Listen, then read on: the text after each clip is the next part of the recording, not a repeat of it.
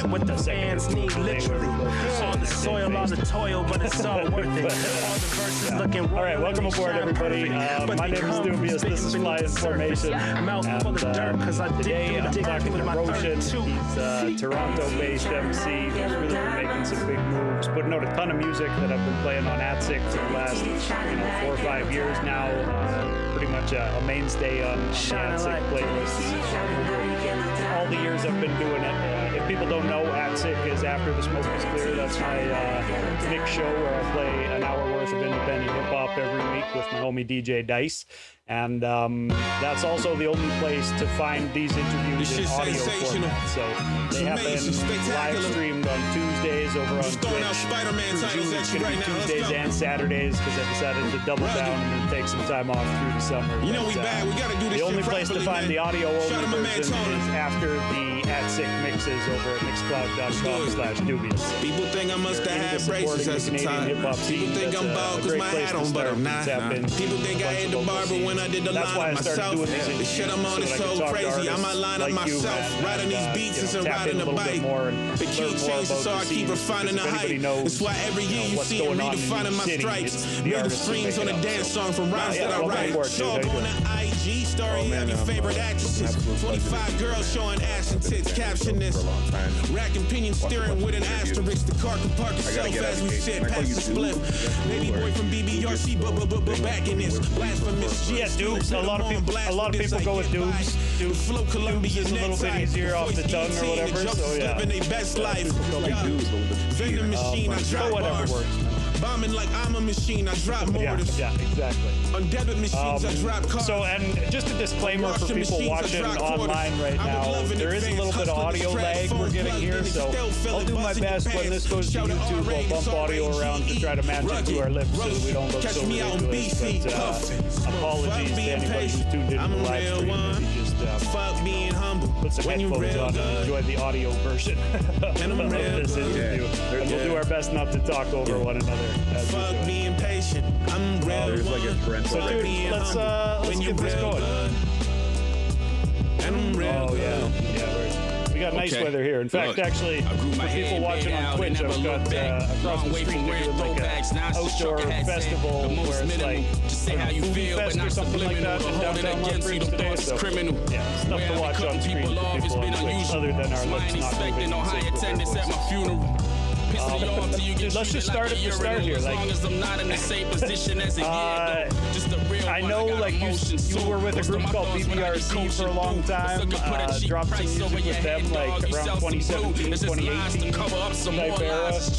Can you talk about that group a little bit? It had like a real futuristic vibe to it, like with kind of EDM mixed in that I feel like you're maybe moving a little bit away from. I raise this mic, I ain't your average Joe Jackson. Every day, Titty Tuesday, to Michael Blackson. The highlights in my life, only money that made attraction. Get my mind right, cause I might cause initial distractions with this highlight. I shine bright, hope it never get ugly with this online debauchery. Give a fuck who to plug me. Don't blur the line between you can't touch me and go fun. And I'm all good in this zone, y'all. So leave a message after the tone, y'all. It's me, bitch. But we worked a lot with West Coast artists, Dilated. We did cut with Alchemist. Like a bunch of people kind of in that vein, and like Fashion, Choosy, and when the group kind of ran its course to a point, myself and Bronze from Notes to Self was the producer, as well as one of the rappers of our longtime collaborator, Roshi, from Vancouver by way of Chicago, started BBRC, and we kind of wanted to do like sort of more forward-thinking, different music. Like they were really on booty bass and Freaknik at the time, so it kind of influenced into our music a lot, and we spent a lot less time with the like kind of like the fine tuning of everything all the time, and we tried to get into the studio and just catch vibes, and it was great. And it's, you know, we're still semi-active. Bronze is active as an artist, and he does a lot of songs featuring BBRC. So we've been back in the lab recently and stuff. But yeah, like we wanted to be a little more forward thinking in terms of like some of the stuff was danceable. Sample sources were a little all over the place. We just tried to like put a little less rules on ourselves, I think, and let it be okay to do a Jagger once in a while. Yeah. Yeah, man. So a lot of that music would be like, you know, good for festivals, good for trying to get the crowd moving or whatever like that. I feel like since then you've kind of moved into, you know, a more boom bap based sound that really just lets your lyricism shine, you know, like kind of more sparse production. And you know, I wanted to ask you about like, so the newest one, you had your homie from like grade 9, you start the entire album, Underthinking, talking about how you guys knew each other since way back. Is it, had you worked together through the years, or is this a new development in your guys' relationship that now you're collaborating too? Yeah, it is a new development. And it's weird because we were like, I went to a high school in ninth grade. I was there for most of ninth grade and all of 10th grade. And I didn't really like it at all. But I made a couple friends, and Hep, Andrew was one of the two that that really kind of like stayed with me. And he's one of those friends that like we wouldn't talk for long Right. periods of time. Like, you know, you love each other. It's there, and you know, I'm looking out for him. But that's why it's like legitimately he reached out to me, and he had been making beats in high school, and I was rapping. And then he was just like, yo, it'd be fun for us to like work on some stuff. And he had like sent me things that, you know, through the years, like one or two times we had done some stuff that didn't come out. But he was like, even if this doesn't come out, we should just do some shit for fun. So we did like a few cuts, and oh, thunder. Before I knew it, we had an album done. I think we cut one song, which was the first song on this joint called Jack Kirby, which is really all over the place, and neither of us were happy with. I think the principle of it was cool, but yeah, it was wild because I just showed up at his garage, and he kind of like put this ramshackle like production setup and recording setup in his little garage, and I hadn't really like hung out with him in person in like years. So, and now, you know, we're super duper tight all the time, and you know, I'm in the studio with him every week, and he's been a super support in terms of like not just the stuff we're doing, but if I have to knock out features or if I'm working on something else, like he's just been a rock as a friend, and he's super on wave in terms of the production he's providing. It is open, and like for me to like illustrate kind of like what I wanted to do bar wise, it was freeing, you know what I mean, to be able to just be like, oh, this is an open canvas. I get to paint with my words. Yeah, man. Yeah, dude. So I noticed like on your 2020 drop, unrequited, fuck, I can't even pronounce this word. You're using big words and shit. Yeah, unrequited. Yeah. But on that one, you didn't have any other features. And then you did the Essex Boys album where you had features with Shad and Tona. But otherwise, it was just you rhyming. And then on this one, you've got no features again, right? So while you were doing all that, though, like you had a track list of kind of singles dropping that were featured on other people's songs or other people featuring with you. Do you try to keep it like specifically focused on just you as an artist for your actual drops, like for the actual albums you're dropping? I mean, I don't think it was necessarily always like a plan that I had as much as like the first album, Unrequited, which is like I sing 75% of that album, and I'm playing keys, and my guy Jules is like producing with me. We have like one song that has a pseudo feature, which is Noam, who's the producer from Essex Boys, which is my next album, and he sings on something. And then Essex Boys, we just kind of wanted to support the city. So, you know, Shad's from London, but he's based here. He's been here forever. Tona Claremont the second, Tim North, and Dopey, and we just really wanted to like kind of bring light to what we had in Toronto. And then honestly, for this new record for Underthinking, it just sort of felt like we didn't want to.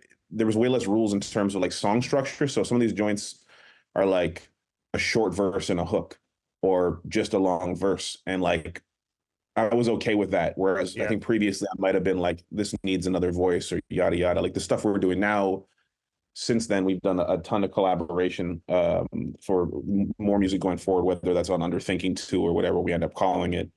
And because I like working with people, realistically, you know what I mean? But I think that part of me was always like, I'd like to do something where I can stand on my own too. And just be a creative weirdo. For real, man. Yeah. That's a lot of freedom, like when you get to kind of just do it the way you want to do it or whatever. Dude, I need to ask, because it's like one of my favorite Sean P tracks, and that's saying a lot, but how did you manage to get that verse from Sean P for Same Damn Low Sweater, man? That shit is so dope. Like one of my favorite Canadian tracks, and you know, he's the god, man. Yo, man, P. Fucking god shit for real. Like that was back in 2011, I want to say. And I used to throw a show series with a bunch of guys out here. Junior T, Arobi, who I mentioned before, my guy Kit, Tim North when he was still going by Fundament, my dude Rayhan. And we threw these shows called Boombox Saints. There's another group in Vancouver called Boombox Saints. We were unrelated, although props to those guys. But we were throwing mostly these shows locally, and we'd have artists that might have come on to become bigger things. Like I remember Down Webster played one of them. We're early ones, you know what I mean. And but a lot of the time it was like one of our groups or us were headlining, and we got to I think 10 and wanted to do a special thing. And at the time it was when Sean Price was on his like Wild mixtape and like a radio freestyle run. So we were like, Sean would be great to do something. Selling verses to everybody, right? Yeah, and it's weird because in that era, you're so worried about just getting kind of like a throwaway from someone. And at the time, I hadn't met Sean yet, so I had no idea what to expect. So we kind of put in this thing with the contract. We're like, hey, like we'd love to, Roshin would love to do a joint with you. And I just wrote something super specific so that I knew that because I didn't know the dynamic, and I was like, I know how good he is, and I didn't want it to just be a kind of a song about nothing or some shit. So I was like, I wrote this song, Same Damn Low Sweater, because I know he's a low head. And at the time, especially, I wasn't really. I was more like, I had my one piece and whatever, and I'd rock it all the time. So hence Same Damn Low Sweater. And then I met him in a hotel. Like I was walking in, he was getting checked in. I think he had done a show in Montreal. And I just walked up on him doing a fake Sesame Street horn from, I don't even remember. He's like entertaining like three people in the lobby, just going, burr, burr, burr, burr, burr, burr. And that's how I meet him. And I walk up like, well, I'm Roshin. He's like, oh, what up, dog? You know what I mean? I'm like, ah. So we went to the studio in Saga, my guy Pro Logic, and he just wrote it there. You know what I mean? And it's kind of crazy. It was supposed to be for an album of mine that didn't come out because at the time I was doing completely group stuff. And I had a whole project pretty much done with these guys, Fameless, who are a production trio out of Toronto. And that one song is the one that ended up having to see the light of day because, this at the time it came out, it was like 10 years old. And I just made sure to reach out to Duck Down and to Bernadette Price's wife and just make sure that, she knew that the money was going her way. So I just signed all the rights over. I think I have like a 0.1% on the song just to upload it. And it was one of those things for me where I was like, man, like he's one of my favorite rappers of all time. And I was like, I can't sit on this crazy verse from him. And also I think it's a great song, period. But like to have a verse that good of his not see the light of day would have been fucking shitty, for lack of a better term. We weren't, and that's the thing. Me and Sean, we knew each other. We weren't tight friends by any means. Like he toured a lot with our guy Fortunato from up here, and like a bunch of people that I know kind of knew him better than me. Like I played like 1 or 2 shows with him over the course of 4 or 5 years, and like would shoot the shit on Twitter on occasion, but that was about it. But he was always really nice to me. Super kind for a guy who was that good, and fucking hilarious, as you know. Hashtag Beard Gang, you know what I mean? Dude, I like what you said about how, working with him in that era was a little bit like you hope you don't just get the throwaway verse, because there are sometimes when you hear him recycling bars or whatever, like he was definitely an MC who was maybe underthinking his output. I feel like, he was very quick with the bars, you can tell a lot of the time. Some of those might be freestyles or whatever, but you got some dope work out of him for sure, man. So, yeah. That's not to say that Sean didn't he was a killer all the time. I think I would have been kind of happy with anything. And it also wasn't exclusive to him. Like a lot of those guys who were in the mixtape era doing these radio freestyle joints, like it was a common thing for someone to kind of like get a verse and then maybe that verse would show up somewhere else. Because they're like, oh, I like this shit, even if they wrote it there, right? So that's not a slight. That's one of the goats to me. You know what I mean? just to clarify. Yeah, definitely. Yeah. I agree completely. I didn't mean at all to cut him down saying that. It just sounds almost effortless when dude rhymes. Like you can tell that he could just do that as long as he needs to do that, you know. But you know, I wanted to also kind of segue back to Underthinking, so I was trying to kind of bridge the gap there or whatever. But I wanted to ask you about, like, with the current era of kind of putting music out as an independent artist. There's a lot of emphasis on kind of overthinking and like really having like, oh, you should have 5 pieces of content for every song and release a song every 2 weeks in intervals for the lead up, and, you know, have a music video ready to go and this, that, and the other thing, right? Like schedule some podcasts, do this, do that. And do you feel out of place just kind of going off the cuff in this era, like, and making music on the fly to release, you know, with a little bit less thought put behind all that stuff? I think yes and no. Like it's not like I don't think about that stuff. I just used to find that stuff crippling. So like, you know, being able to, like, I know it's like I've shot more videos that haven't come out yet. We're excited to put those out. I have, you know, the vinyl of Underthinking is coming out in a couple months, and it's the process of rolling something out can kind of be at your own discretion, I find. So like a lot of the time I would have this idea in my mind of like, it's this drop and this one and this one, and then the album comes out, you have a follow-up video, I have interviews with these guys, and it's like I sort of came up in the blog era where it was a different game, because all the time you were just trying to get up on Nah Right or Hip Hop DX or To Go Boys. Whereas that world doesn't really exist in the same way anymore. So kind of the world I knew just kind of stopped happening. And you get this kind of weird situation now where you're like, I hope I put this out and I'm on like how X amount of like Spotify editorials and Apple editorial playlists and stuff. And it's great to have it, but I kind of look up to a lot of these my peers that are doing, even from Toronto, like guys like Raz and you know, A-Sun and Daniel's son, and these guys who are kind of just independently throwing their own shows with artists or putting their own product out consistently. That's dope and frequent, and creating a fan base of their own that's like a groundswell thing. And I think I kind of exist probably somewhere between those two lanes. But in terms of like, you know, I'd love for my output of how much music I actually make to compared to how much comes out. I'd love to have way more stuff come out, because I definitely am in the studio every week, putting out like writing a ton, recording a ton. But you just want to, like, you know, I want that to be the case, but at the same point, it's just like I'm one person, you know what I mean? And like sometimes things don't go the way I planned, or life doesn't go the way you planned, or some shit happens in your life, you know what I mean? So I just was trying to give myself permission, I think, with the title to let it be. And so I don't know, so far so good. I like that, dude. Thanks for letting me ramble. Yeah, man. We got somebody popping up. Yeah, of course, man. Right now, since we got the audio delay, I'm just going to sit here until you stop talking, and then I'll ramble a little bit, and we can take turns like that. But I got somebody in chat right now just asked, hey, Roshin, how much cheese you ate today? Swamp Donkey Entertainment, it looks like. Do you know that person? Is this some sort of inside joke? Are we trolling you here? Yeah, I mean, I guess it's a weird troll. I don't think I ate any cheese. Oh no, I did eat cheese. I had a hot dog and there was cheese on it. Swamp Donkey is the notes to self. That's my actual older brother, and I bet you ate more cheese than me. It's good to have people in chat. I'm always here to ask questions from chat. Yeah.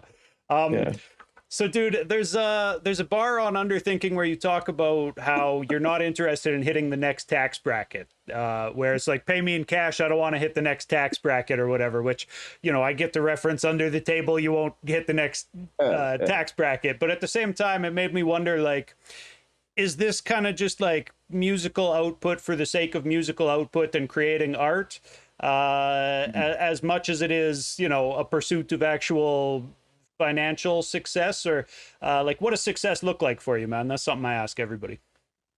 Oh man, I think I'm gonna fucking double down on my last last question and just say somewhere in the middle. Like it's you know, quote unquote art rap. So like, yeah, I do it for the sake of doing it because I can't not do it, and I'm unhappy if I'm not making music and putting out music and performing music. That being said, like, you know, approaching sustainability is incredible. Being able to like make a living and hopefully a good living about off of what you're doing is the goal for most of us. And, you know, like a lot of us have good years and down years, you know what I mean? But it's always nice to get paid in the brown bag, like you're taking your school lunch to school. Well, that was a poor sentence. But yeah, like, you know what I mean? Like I want, you know, obviously I think success for me is like, if I'm comfortably living, that's success. I'm not expecting to be at the heights of certain guys, but that, you know, that's being said, you see rappers in our lane that are like crushing in a real kind of niche independent lane. And I, you know, like there's no reason why, you know, I can't be there. Definitely, man. You never know what comes from just making the music that you like making too, right? That's the ultimate. You know, some people hit the lottery that way, and blow up like that. But you know, I agree, man. You got the chance at it or whatever. Speaking of people who've blown up in Toronto, though, you also got a bar on Underthinking where you talk about how OVO is an oligarchy and how you feel like you owe Drake for what he's done for Toronto. And it's an interesting time to talk about Drake right now. Yeah. So I wanted to ask you, like, I bet that was written before this whole beef popped off or whatever. And yeah, where are you sitting now on that? I'd say, I mean, it depends on how deep we want to get about it. I'd say that like, if just straight on some rap shit, I went to New York probably when I was 17, 18 for the first time selling vinyl that I was on. I was just a part of this trip. And everybody in New York was like, you're from Canada? Like surprised and expecting it to be bad. And then pleasantly surprised when it wasn't bad, when they're like, oh, this is dope, actually. And I'm like, yeah. Going back post Drake, everyone expected us to be on wave and be the craziest shit they've ever heard. And that's kind of what I'm getting at by that. And like, yeah, like musically, he's been a huge inspiration. I've been a huge fan. I'm a huge Kendrick fan too. And some of the stuff that's been coming to light, pretty rough. Pretty rough to defend. So I won't attempt to, because I don't have any interest in doing that. In terms of like what he meant to the city, you know, we never had anyone from Canada, period, that was doing that in terms of the scale that he was doing it on. And that's why I'm saying, like, we talk about the music industry in Toronto or in Canada in general, but we don't really have like a rap industry in Canada. We have like a label that works. You know what I mean? And, you know, everybody who's found success. I've seen different guys in Toronto. Sorry, man. I've seen different guys in Toronto talk about how, you know, Drake has or hasn't done a lot for the city, like with OVO Fest and putting on kind of local artists. Like, do you see an impact that he's actually helped the Toronto scene in a way other than just making a bunch of Americans know that, oh, okay, people in Toronto rap? I mean, you've ever heard of The Weeknd? Yeah, of course. That's going to be such a long pause with the delay. My bad. Yeah. No, I think I look at artists like Weeknd, Party Next Door, T Minus, Boy Wonder. Like those are like household name artists.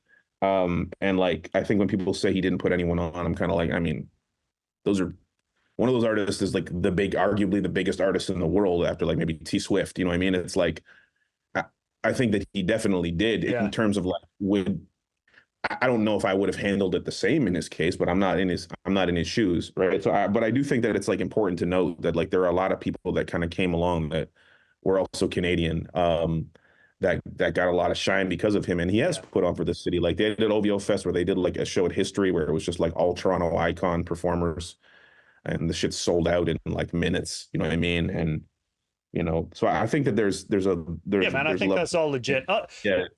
I didn't mean to put you on the hot seat about all this either, you know. Another thing that I heard you talking about, and I've heard, you know, a lot of different rappers will make nerd references to kind of like, oh, I like comic books. I got the iron on me like I'm Tony Stark or whatever, right? Like just kind of like basic bars like that. And you can tell that like some of these guys have only really like watched the Marvel movies maybe, or like, and they're just kind of trying to ride the wave because like Wu-Tang did that or whatever. But like, you actually have, you know, you already mentioned that you have a song called Jack Kirby, or you said you weren't happy with it, but even naming a song Jack Kirby like is referencing one of the greats in comic books. And I also heard a Jim Lee reference on this. Yeah. Do you actually like collect comic books? Are you into comic books like that? Yeah, I grew up loving comic books, and I stopped probably actively reading in 2006 or just 2007, and I still collect in a meandering way. I collect 80s and 90s Marvel runs that are all the comics that I wanted as a kid. Like I used to always look at the shit in the back where they'd have like you can subscribe to these comics, and like I can't afford to do that. I was a kid. I had money for nerds. I didn't have money for, I mean, the candy, not actual nerd shit. So like, but yeah, so I love it, and I still rap about it. Jim Lee was the god to me when I was a kid. I went over to Image and read Wildcats because he was doing it when he came back to draw for DC, and when the Heroes Were Born and was doing Fantastic Four, I read all that. Like he's one of the goats to me. And Jack Kirby also is just, it's better these days, but Jack Kirby for a long time didn't really get the credit of being the creator. Everything kind of went to Stan Lee, R.I.P. to both those guys. But 100%. Kirby was writing, like, and then people were like, "Oh, Stan Lee wrote it." I'm like, Stan Lee did the dialogue in the bubbles after the whole thing was plotted out. Like, you can't say that Kirby didn't invent what was happening. You know what I mean? Yeah, Stan Lee took a lot of credit for creating this entire genre or whatever, the entire Marvel universe, and a lot of it, for people who actually know the history, it was like he would write down an idea and Kirby would flesh it out and like decide what the person was actually going to look like, and then put it to paper and actually panel it out or whatever. But on that same nerd topic shit, man, you also mentioned that like you play D&D every Sunday. I play D&D every Saturday, and I thought I was the only hip hop head who was into that shit. I think I know of a couple other ones. Skiz Out in Saskatchewan's playing D&D, and there's a few out there or whatever. But you got a track called Kona Cold, man. So like, I wanted to ask you specifically about D&D. Are you the only hip hop head at the table? Because I'm the only hip hop head at my table, and everybody always wants me to play a bard. Oh, that's funny. No, I don't let them do that. I'm a gnome wizard. I've been magically shrunk. I'm 2 feet tall. There's a whole. I think we're like 60 weeks of gameplay in or something. No, my DM or GM or whatever you say is my guy Jules Lynch Kilo, who produced all of Unrequited, and I wouldn't say he's like a rap guy. He's more of a music guy in general. But yeah, and then I played Gnome plays in the game. Shoot, I'm trying to think of who else music wise. Mostly just my friends. Oh, the Count used to play in our game. It's the producer.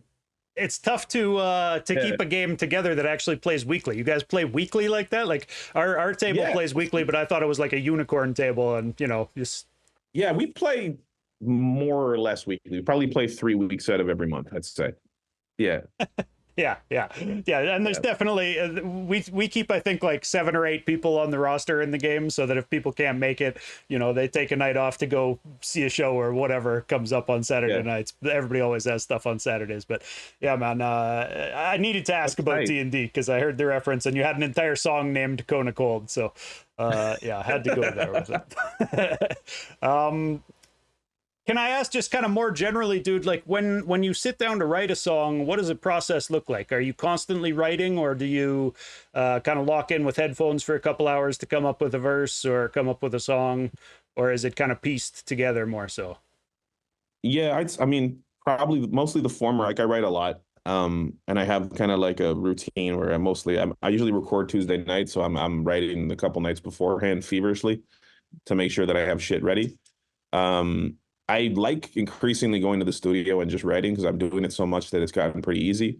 The thing is, like, if I want my shit to be extra sharp, then, more times I'll spend time writing beforehand. Because you can't always pick. Like, if I'm on the road and I'm doing something and it's like I have an hour, like, all right, we can probably make something pretty great. And some of those ones turn out as the best joints. And like that, the whole spirit of underthinking for me too is like I'm literally just trying to like take the rules out of it. You know what I mean? So like, however it ends up getting done, it gets done. Yeah, word, man. So when you talk about going to the studio, are you talking about going to Hep's place then and recording more in the garage there, or what studio are you working out of? Oh, we upgraded, man. We're at MCS Studios on Tuesdays usually, which is like a kind of a historic studio in Toronto, downtown at Queen and River. And then I spend a lot of time at Jules's. I spent a lot of time with Fresh Kills, who I think you know too, I'm guessing, because you did an interview with him recently. Yeah. But Yeah. but yeah, like I kind of just will be around, you know what I mean? I try to be around Junior T as well, you know what I mean? And just kind of people that are like that I work with regularly. I try to just make sure that I'm active. So how about touring, man? Have you been touring much? I wanted to ask specifically about Alberta. And when we first, connected on the call here, you mentioned that you'd never been out to Alberta at all. But I heard a bar in Yellow Diamonds just as I was playing music before this interview where you say something along the lines of like, you're dead if you buy a farm, because for a city kid, that's the scariest shit by far, or something along those lines. And I was like, oh, he's never coming to Alberta, man. This guy's staying out there. I mean, all I'm talking about in that bar really is the idea of living out of the limelight, like moving away from the hub. You know what I mean? Which is not to say you can't have that wherever you're from, man. There's nothing against farm life. I love it. It's chill. I love going to the country 100%. You know what I mean? But, just I guess the metaphor of like, he bought the farm obviously means you're dead. You know what I mean? So like, it's like that, and to some of us, it's like the idea of giving up on the dream and moving out to the country is tight. And for some of us city kids, that's like, I can't ever do that. Like, I can't imagine doing that. But no, like I want to come to Alberta. Yeah, man. I'd love to come to Lethbridge. I'd love to come to Edmonton. I'd love to come to Calgary. I just, whatever reason, like when I've routed tours, it's stopped short for some reason. Like I've played, I've played Winnipeg multiple times, Saskatoon. I've been to Regina, been to BC. I just have never, for whatever reason, I've never played. Oh shit, Alberta. Yeah, no, don't skip Alberta. Like, there's at least 3 markets here. You can play Edmonton, Calgary for sure, and Lethbridge. I'm trying to encourage people to come out to. Fresh Kills and King Just came out here a few weeks back and put on a show, tight. And I was happy to go shake hands and actually get to meet those guys in person or whatever. But yeah, man, I encourage everybody, don't skip Alberta. It's the home of a bunch of rednecks, and that was what I thought you were referencing with the whole like, if you're near a farm you might be dead or whatever, is like there's not so much love from a lot of these people in Alberta for hip hop. That's true. But in the cities, it's not like that as much. Yeah. There's good. That's not what I mean. No, I got a lot of love for Alberta. Can I ask? Oh yeah, man. Can I ask you, dude? What's your feeling on social media? Is social media a pain in the ass or a blessing, or a bit of both? Oh man. Yeah, I mean, I can't front. Like, I like that feeling of like posting something that goes well. Like I'm like, it's just that weird like endorphin hit. I think the feeling of having to do it consistently is daunting for me, for sure. Like I go through waves of being really consistent and then being completely inconsistent. If I have a bunch of shit coming out, it's easy to do. But if anyone who's like involved with social media in a real way will be like, oh, you have a thing you have to post, like you better post it in different ways 10 times. And I can't really get my head around it. So it's something that like I'm not shit at, but I'm not good at. But it's it's a necessary tool, I guess. Sometimes I feel like I wouldn't have social media if I wasn't an artist, just because it would make my life a little simpler. But it's different because you get to like, would we have gotten in contact with each other, for example, if it hadn't been for Instagram? Maybe not. Nope. Not unless I came out to Toronto, from the sounds of things. Yeah. Dude, can I ask, do you think that there are sacrifices that an artist has to make in order to be successful, in order to find traction in the industry, and kind of like what those sacrifices might be? Yeah, I do.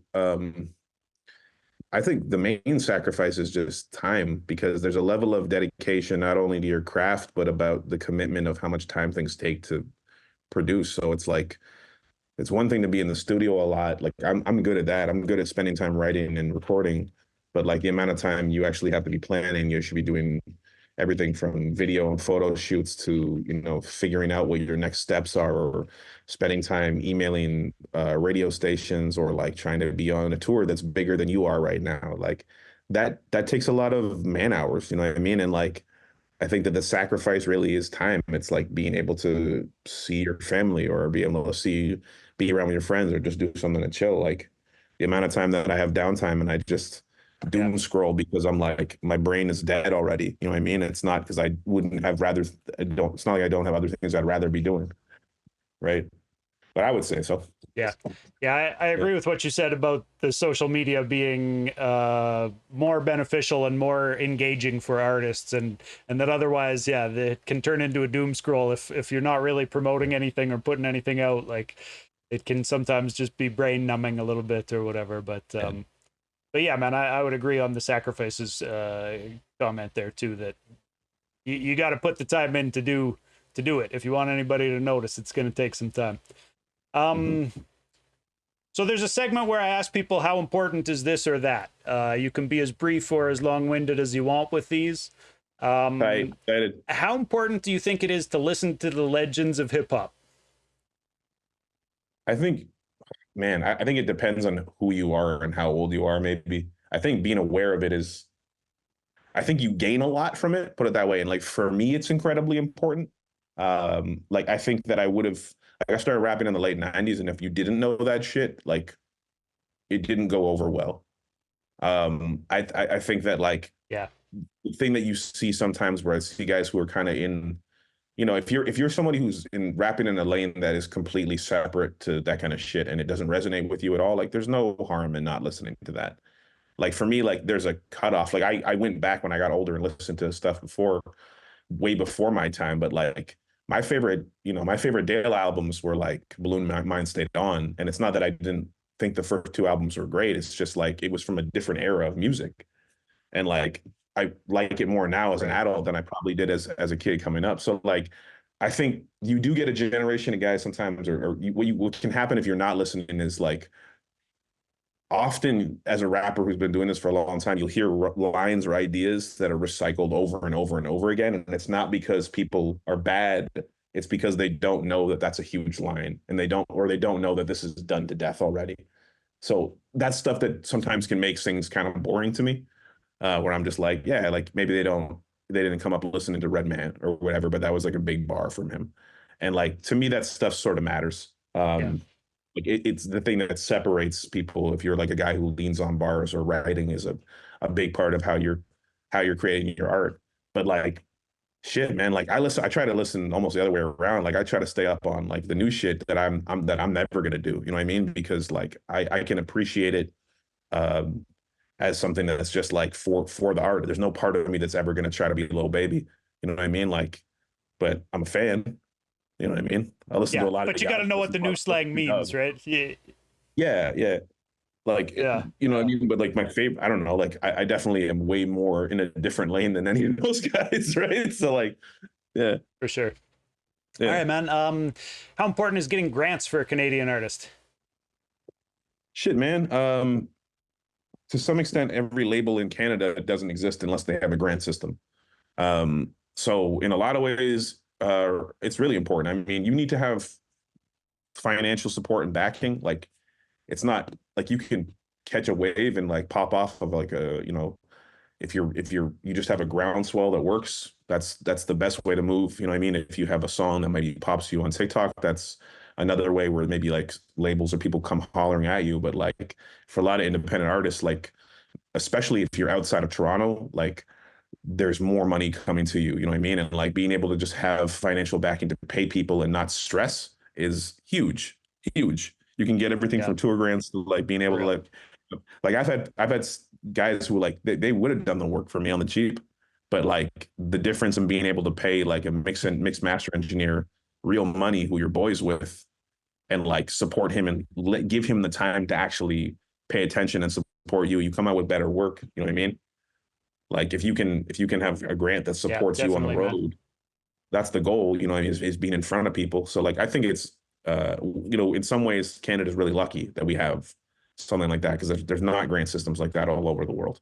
Yeah, exactly. Canada, I think, gifts its artist population with a lot more than a lot of different places do. Like Americans are always amazed at our grant system or whatever. So, yeah, that's fairly common consensus. I just like hearing, you know, artists say it. And you did mention though that it's even more important for people outside of Toronto to be into that grant system, but which I would agree with, because in Toronto there's at least more people for you to go tap into and do shows out in your own city or whatever. But out here, you know, there's only so many places that you can tour through that aren't a 6-hour drive apart from each other. So another thing I wanted to ask was, how important is an artist's physical location? Shoot, I mean, like, it's interesting because the internet made it a lot less important. You started seeing that in the blogger rap where you'd see guys like Crit, Yellow Wolf, dudes who were like not from what you would think of as like major hip hop cities. And you even hear it in the sound of guys. Like there's guys, there's probably six, 10 different, like definitively different successful styles of rapping coming out of Detroit right now. You know what I mean? And like the fact that like, you know, cities used to have, and there's still like a sound for a place, like a quote unquote sound. But the fact that like, you know, Sada Baby, 42 Doug and and Big Sean and all of those guys come from the same city kind of doesn't make sense on paper. If you just like listen to it, you're like, holy shit. Like, and I think that's the internationality of like, just like the internet, like, or just like it sort of takes away, your region to some extent, and to the same extent, it allows people from places that you might not have ever heard of to get bigger like that. And I love it. So I think it's in some ways less important. I think it is important in terms of being able to connect with other artists and stuff. What's up, Noam? Hey. Just doing an interview. What was that? This is Noam from Metric Boys. No, shouts out, man. Yeah, nice job with the production, homie. Thank you. Yeah. Hey, all right. I just got off work. My other job. What was I saying? Yeah, so I think, like, man. Dude, I think what you were saying about the internet changing everything is huge, right? The internet really has changed everything, and that's why all these questions don't have a right answer, because there's so many different approaches to take now, and so many different lanes to be in, regardless what city you're in. You can do things and kind of sidestep that whole thing if you want to. So another thing, oh yeah, go. That's hand up is the new way. I also want to say, like, I think it does matter in terms of being in rooms with people and like making sure there are people like around you, like you said, like if you're artist out of Lethbridge, like driving to the nearest place, like it is hard. You know what I mean? Touring even in the northern prairies of the states is brutal because there's not a lot of population, right? And like if you go through the states, being on the internet and being from, say, like Knoxville, which isn't like a huge place, you're still within a 3-hour drive of a ton of major markets, and it's easy to go connect. So I think like the location matters in that regard. I would say you got to make the trips. Yeah. How about music videos, dude? How important are music videos in the current era? I feel like the internet's changed that one up a lot too. I think they're more important than I give them credit for. I think like part of this whole underthinking thing was I started doing videos that were a lot more like off the cuff. I wouldn't even they're not even necessarily full on music videos. They're like visuals for like a song. We record something and we be in the studio and we just shoot something. I think the idea of a big budget music video or a grand schemed plan thing is way, it can be great, and I think as certain kinds of fans really appreciate it, but I think it's probably more important in the social media age to just have a bunch of videos, even if they're just shot on your phone, just have a lot of content to like put out. Because if you have a song you're pushing, like you need to have a bunch of different, you should hypothetically you want to have a bunch of different visual elements attached to it, because you never know which one of them is going to pop, and then like maybe one pops and you're like, all right, I'll throw a little bit of money behind this one for some ads because people are organically resonating with it. Whereas you can put a lot of time and money into like shooting a full music video, and maybe it doesn't even have the legs that does. You know what I mean? For real, man. Yeah. Well, and just with short form content now being so big, I think you're completely right that you don't necessarily have to put quite as much planning an effort into having a big budget, like background dancers music video going on as you maybe used to or whatever. I want background dancers. I mean, have background dancers if you want them. Yeah. All right. How about how important is a manager? I think having a good manager is really helpful. I think it's weird because like it's one of those things where like it's somewhat feels like a chicken and the egg thing where you're like you should be at a certain level in your career to validate having a manager, especially if you're paying a percentage to your manager and that's where they're eating. You need to be making a good amount of money. At the same point, like a lot of 100%. Success stories are people that have been managed by their friend from when they were really young. And while they were learning the ropes as an artist, their friend is learning the ropes as a manager. And you kind of get success stories that come out like that. So like I've had years where I've been like, I need a manager because I write a lot of like sync stuff for like television and you know, maybe like just having someone be a little on top of that and like with, you know, with a background in legalese and stuff would be helpful. But other times it's like, man, like, I don't think I have like, I don't know if I'm offering enough value to a manager to like be like, if they're just getting 10% of whatever I'm making, like, is that enough for them? You know what I mean? Like genuinely, like sometimes it is, sometimes it's not. Yeah. You know what I mean? So like the consistency of that, I think, you know, I think it can and you be, don't want to end up paying your manager out of your wages. Yeah, exactly. Maybe I do. I don't know. Need some backup dancers. I just think that like it's sort of like if you have a good manager, like that can really change things for you. And like I think the fundamental problem is a lot of people who have managers like they're not providing that value necessarily. You know, and that might just because the artist doesn't have enough leverage for them to do it with. You know what I mean? Or like they're not providing the kind of content they need, or it might just be like they're not great at it. So I think it can be extremely important. I think for artists of a certain size, like it's 100% hugely important. But for an indie artist, like, I like what you said there, though. Like, if the music isn't good, no manager is going to help you. Yeah. If there's nothing to manage, then they're not going to help. These are two new ones, actually, that I haven't asked anybody. But how important is finding the right romantic partner? And having the right romantic relationship for an artist? Oh man, that's a great question. I think I don't know how to answer that. The most successful I've ever been as an artist is when I'm single. If I'm hung up on someone or just dating, I think there's a freedom as a writer that comes along with that at least for me, like I'm not second guessing anything. I'm currently in a relationship with a really lovely woman who is incredibly supportive, and it's a really good space to be. But at the same point, there definitely like I want to have time to be with her, and ultimately, like we were talking about how time is the thing you ultimately have to sacrifice to be successful. Like it's probably not the best thing for my career, but it is the best thing for my life.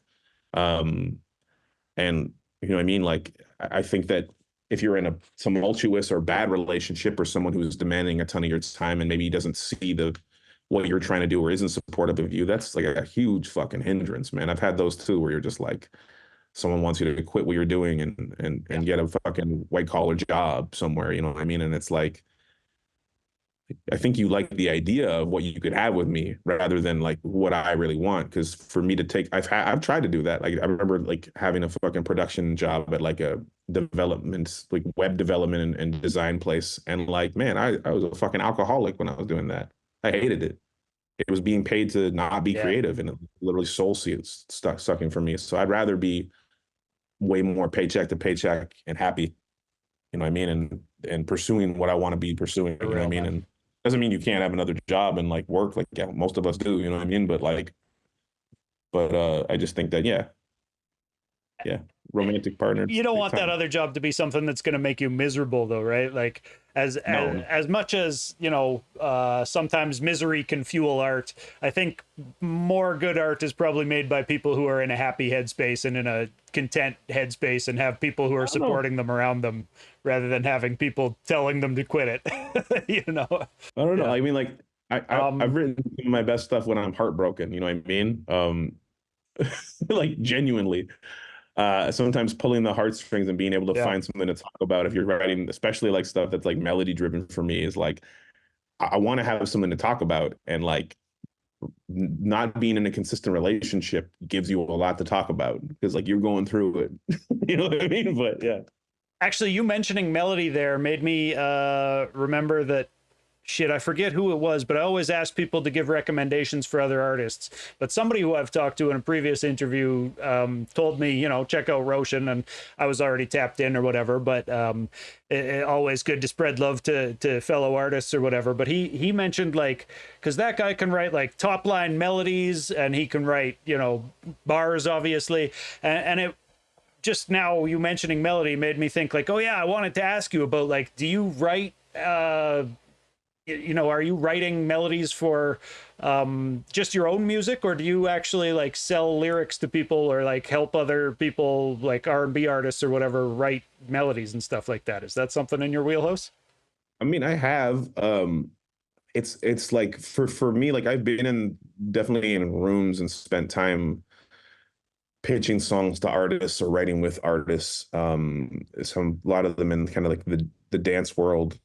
Most of the success that I've had on the commercial side, rather than writing for other people, has been writing sync stuff, which is writing music that is like kind of with the specific targeted use for like commercial advertisements and stuff like that. So these days when I write melodies, mostly it's for me or it's with someone else that I'm just writing with, but usually that's a friend.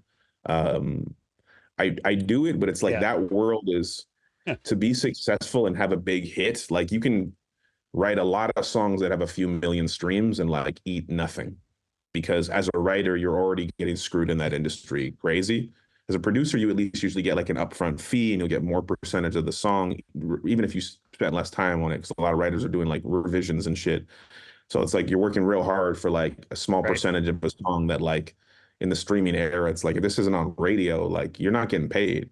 And like, I have like, I know people in my life, like my dude Sean Frank, who's a big dance DJ from Toronto, and he had a pop off where he co-wrote the song "Closer" for the Chainsmokers, and that was life changing. But that's also like one of the most streamed songs in the history of music.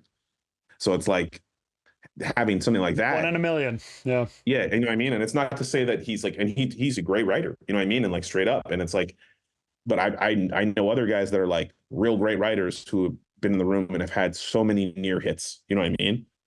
Like a couple of my dudes are very much in that world. And most of the time when I'm doing it these days, I'm just getting kind of roped in by them. You know what I mean? They're like, "Hey, you want to come write on this?" And I'm like, "Yeah, all right." You know what I mean? This is fun. This is your homie.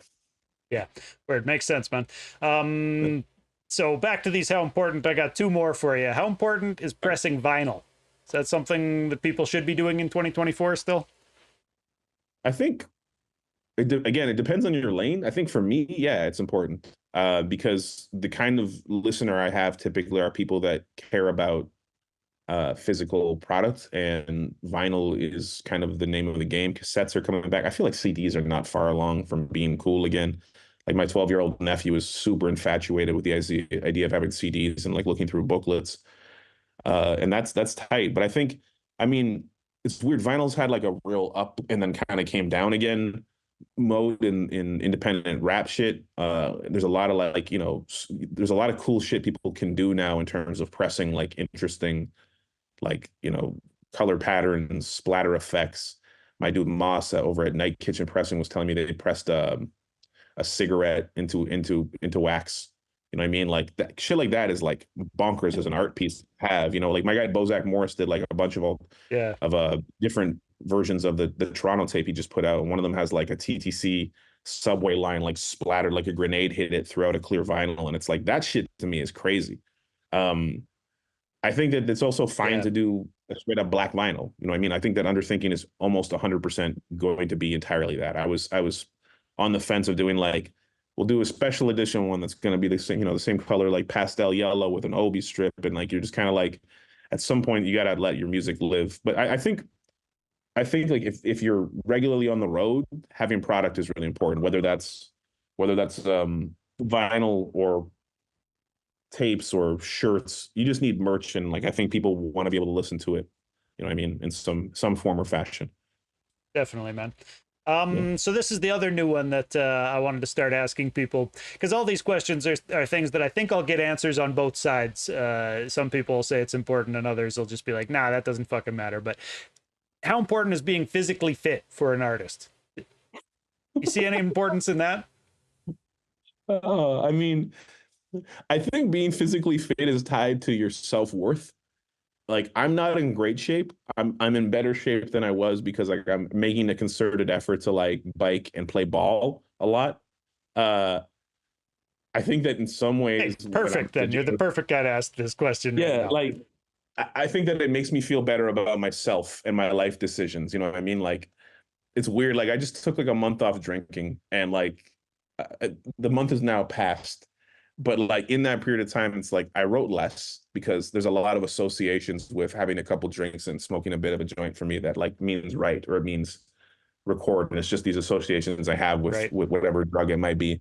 And I always wanted to be physically fit. And while the writing might have suffered, my mood probably went up. I got more shit done. And then eventually, like when I was going to the studio, it was still easy for me to write in the studio. It was just like made writing at home a little less likely. But overall, I felt better about myself because I'm like, oh, you know, I went down a notch on my belt. Like I lost weight. It felt good. And you see yourself in the mirror and you're like, if you feel good about yourself, like, you know, the brags sound realer. You know what I mean? They're a little less substance infused. You know what I mean? Because for me, it's like a lot of the time I'm writing, if it's like, you can tell like on some records of mine, it's just like, oh, your boy's hammered.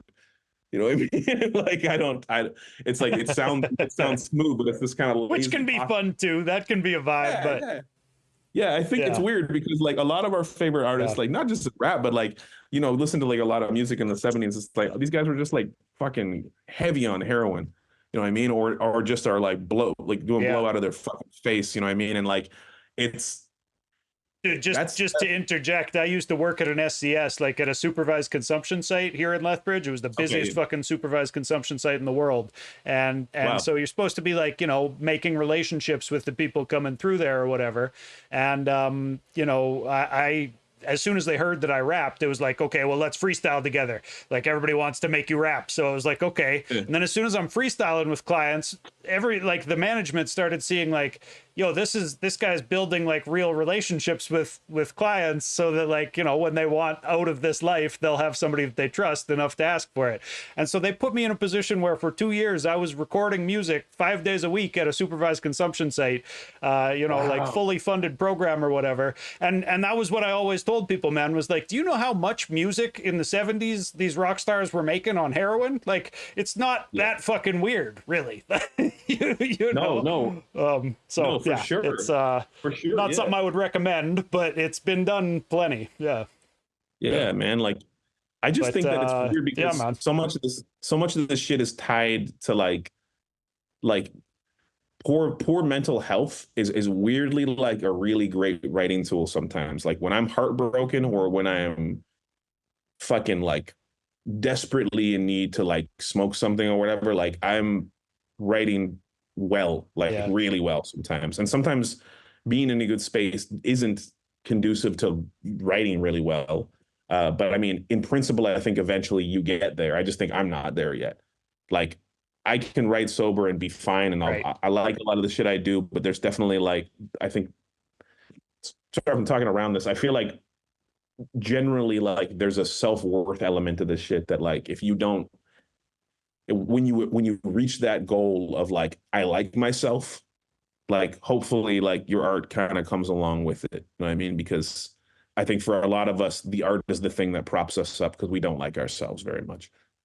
Hell yeah, man. That's deep. I think that's a really good point, man. Dude, thanks for talking. We just passed the hour mark here. I got a couple more questions that I normally ask everybody before I let you go. Yeah, that was an hour, dude. We've been talking for 60 minutes now. So can I just get you to describe the Toronto hip hop scene? Oh boy, man. Like there's like almost like multiple hip hop scenes because there's like the OVO giant situation. There's like kind of like a lifestyle, like a street rap scene that is completely separate from the other scenes of hip hop in Toronto. There's like kind of like the media darling part of the scene where it's like there's success acts that you see from, you know, people that are supported a lot by like Polaris or Junos and stuff, like great artists like Terrell Morris, Toby, Avaya Mighty. And then there's kind of like a whole other rap scene that is like guys like Bozak, Raz Fresco, Run and Gun are part of that, you know what I mean? And like there's a ton of artists from here that are kind of in this like indie world that'll put out. That's where you see a lot of like cassettes and like and vinyl and guys really, you know, pulling on that backpack shit to some extent. That's my favorite Toronto lane. Those guys, I mean, I think for me too. But all I'm saying is like it's such a big place that there's like so many lanes in terms of like, you know, there's a lot of guys that like you might be here for a long time and like never have met somebody that's another prominent artist.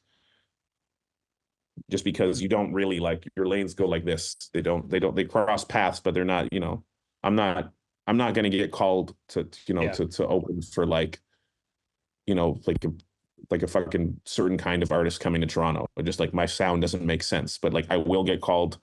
It's not weird for me to get called to open for like a fucking Action Bronson or something, you know what I mean? Because who's like very big, but it's like that's closer to my lane of what I do. 100%. I mean, yeah. Yeah, man. Yeah, bro. Can you name some other artists from your scene or just from the Canadian scene in general, people you want to shout out, just who other people should be checking out? Maybe they don't get enough shine. Oh, there's too many, dude. There's too many. Gnome, because he just came in, so that's my guy. He's a singer-songwriter from Toronto, who makes kind of like neo soul type shit, and he's criminally underrated. My dude, The Count, who's in the same crew with dudes, a wonderful producer from Toronto. My dude Boje, who's just like an absolute wordsmith and killer. Run and Gun, who I think you've had Run and Gun on, right? Yeah. All right, yeah, like they're crazy. Yeah. That whole crew, Pattern Select, there's a whole production crew there of dudes that are just bonkers. And if you ever in Toronto, look up Pattern Select and go to one of the beat nights because they're just unreal good. Damn, Tona, Shad, y'all know Shad. And my guy Bronze and BBRC, because we got some crazy new shit coming your way. Dope, man. Yeah. All right. Any plans for shows or tours that we can tell people they should check out coming up? Yeah. So the next show in Toronto will be the vinyl release party that happens in August. I don't have an exact date because I'm waiting on the exact date of when I'm getting the wax, and I'd like to have it there when people show up. But that'll be your boy Rosh with the bands and doing like kind of added drums and bass on this very sample heavy open album. And then I'm trying to hit the road again, probably East Coast with my dude Fester, because we've been working on a project together that I'm really excited about.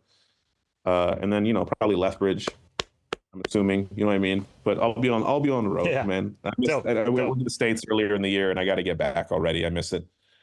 I just want to be meeting people and shit. And once the vinyl's out, I'm trying to just be on the road and playing shows. Yeah. For real, man.